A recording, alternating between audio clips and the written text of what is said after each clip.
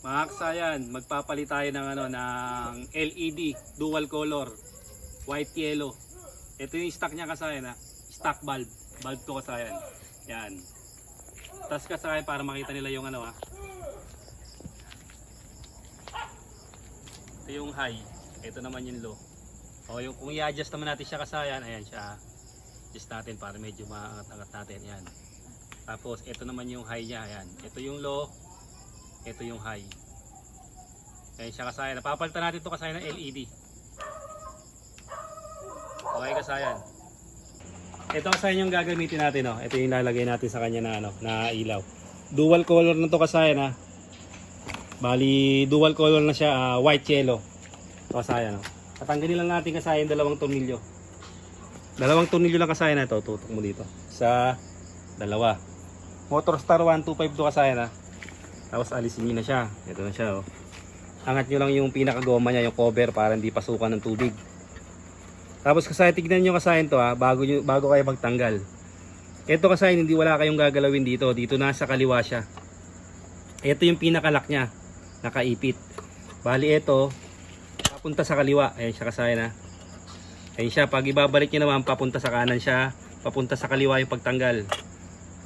Siya kasayan, natanggal na siya, tsaka nyo siya hugutin Pag hugot nyo kasayan, tingnan nyo yung position. Ito siya. Pakihawak mo ito kasayan. Ganito yung pag ano niya. Tapos tutulak nyo lang siya papunta sa kaliwa. Siya kasayan papunta sa kaliwa. Tulak lang siya papunta sa kaliwa.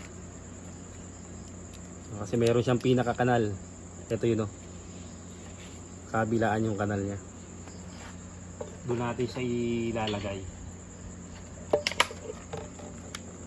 Tapos kasayan, anuin nyo lang siya para mas madali siyang maibalik. Kapag naka LED, mas matipid na sa battery, konsumo ng battery. Siya kasayan, tulak din siya. Kung pakaliwa kanina, tutulak naman tayo sa pakanan. Ayun siya kasayan Tapos ito, ilalagay natin yung babalik natin uli yung niya.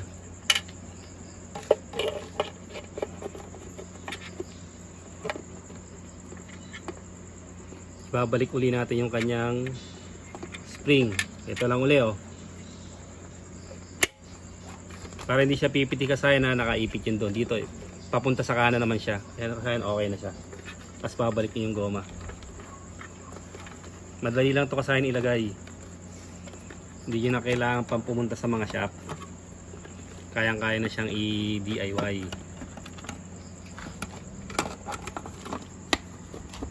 Tapos dalawang lang ulit siya kasayan, dalawang tornilyo lang ulit. Tutok mo sa kasayan, wala na kasing tornilyo nito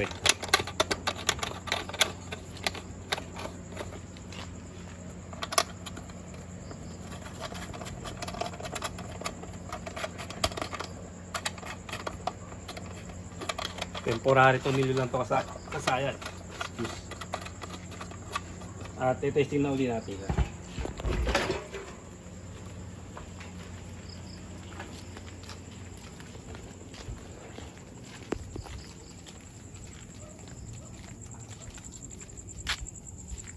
Ito na siya kasayan.